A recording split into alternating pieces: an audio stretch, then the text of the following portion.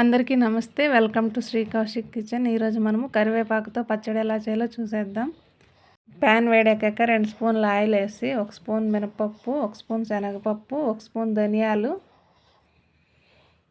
కొద్దిగా మెంతులు వేసి కారంకు తగినన్ని ఎండుమిర్చి వేసి ఫ్రై చేసుకోవాలి.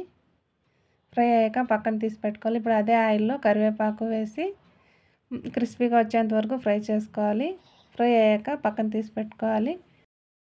ఇప్పుడు మిక్సీ జార్లో ముందుగా ఫ్రై చేసుకున్న పప్పులు వేసి 4 వెల్లుల్లి రెబ్బలు వేసి ఒకసారి గ్రైండ్ చేసుకొని తర్వాత కరివేపాకు, కొద్దిగా నానబెట్టిన చింతపండు, రుచికి తగిన ఉప్పు వేసి గ్రైండ్ చేసుకోవాలి.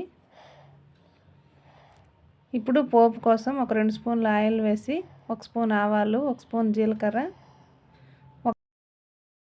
1 స్పూన్ మినపప్పు, 1 ఎండుమిర్చి, కొద్దిగా కరివేపాకు వేసి పోపు పెట్టుకోవాలి.